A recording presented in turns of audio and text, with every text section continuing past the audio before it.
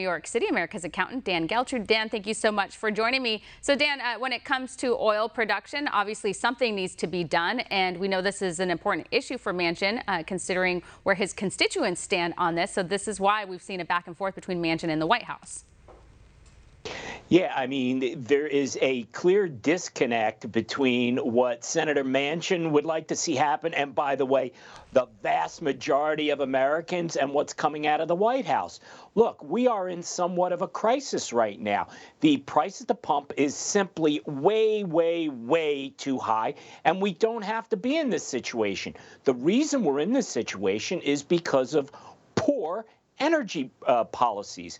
So the way to get out of this is to change those policies. And I understand that the White House's position would be, well, we can't solve this overnight. But you know what? We can start on a path for a long-term solution. And that long-term solution is to unleash America's energy production. And when that starts to happen, we will see the price at the pump come down significantly, and we will also be a safer and freer country. What are your thoughts on the gas tax rebates that we keep hearing from different lawmakers across the country? Is this helpful or hurtful? I think it's ridiculous. And to think about that, you have politicians around the country that literally want to send a check to people to reimburse them for fuel costs. Again, why are they doing that as opposed to, let's say, lowering the gas tax? Why? Is because they want people to actually have a check in hand. That's equivalent to like one of those political election pamphlets people get in the mail. That's what they're looking for. And to be honest with you, I'm also not crazy about the fact of suspending the gas tax. I'll tell you why. It's another Band-Aid. Gas prices would not be this high if it weren't for poor policy. Now, given the choice, yes, let's take down the gas taxes. But in the overall scheme of things, let's do the right thing and let's get some of that great American fuel flowing.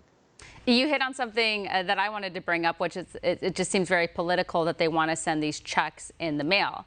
And I understand that all of us are going through a hard time. I live in California. I'm paying over $6 a gallon for gas right now. But the idea that they're trying to score political points while the American people are suffering, rather than just easily reducing the gas tax to begin with, but they want the people who are receiving these checks to know that it came from them so that they can score a political point. And that's just despicable. Well, that's exactly what this is about. Again, because they could simply vote to suspend the gas tax and bang, the price automatically comes down. But instead, they're going to keep the prices or the gas taxes, and in some states are really high. You keep those in place, and instead we'll send, again, a political election pamphlet in the form of a check out to people to try to buy their votes. And I would just hope that people are smart enough to see what this ruse is. It's a bait and switch. Again, I go back to the same thing. You want to solve the problem. We are the most powerful energy country on the planet, but we're not right now only because of bad policy. So change the policy and the problem gets fixed. We have some sound from Governor Gavin Newsom in California on this issue. Let's take a look at it and we'll react after. Roll tape.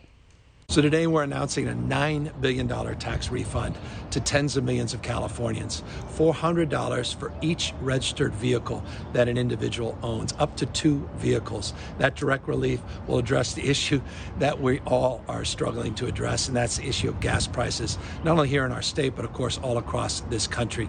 This direct relief is on top of the $10+ billion that we have distributed over the last year with the Golden State stimulus. So all told, close to $20 billion of direct tax relief here in the state of California. And by the way, we're building on this direct tax relief by also providing the opportunity for transit agencies to provide upwards of 3 months of free public transit, and also accelerating efforts to increase investments in pedestrian and bicycle safety.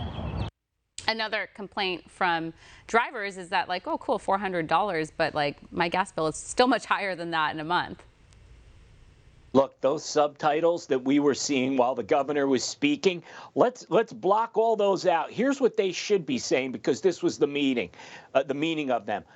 I want to buy your vote, and don't worry about those gas prices, because I'm going to fool you with these checks that I'm going to send. And because of those checks, I need you to vote for Democrats across the board, because we're the good guys and we're the ones sending you checks. That's what should be written under that's what should be captioned under what he was saying, because that's exactly what he meant to say. Now I want to shift gears here and ask you about this. So the White House is targeting billionaires with a new minimum tax in 2023. They're calling for a 20% minimum tax rate on U.S. households worth more than $100 million. Part of me is like, most of these people that are making that type of money are all liberals, and so this is what they vote for, so they should be punished. But also part of me knows like what happens here, and the fact is that when you're making tons of money like this, you're not going to stay in a country where you get taxed to death. You'll find another way out. Like you, I have some mixed emotions about this, because there is a part of me who said, all these really rich people who've been saying, tax me more, well, here's your opportunity. Yeah. So now you can pay more taxes. The reason I don't like it is specifically from something Elon Musk had tweeted, and I'm paraphrasing. When they run out of other people's money, they come for you. And that's what this is about. Because it's easy to go out there and say, we're going to tax the rich, because it affects very few people. The construct behind this is we are going to collect more taxes and we're going to waste it. And that's why I am strongly against almost any tax increase, because of what the government does with it. Just because they're taxing more does not mean that everyone else is going to pay less. It just means they're going to spend more on stuff.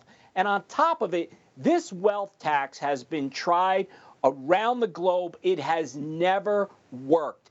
Taxing people's assets on unrealized gains, I'm going to tell you right now, is a stupid idea. It's not going to work. It'll score some political points, but I don't see it getting passed. Yeah, and maybe they should write in there, like, all of those who support the Democrats and all say everyone should pay their fair share. They should pay their fair share, right?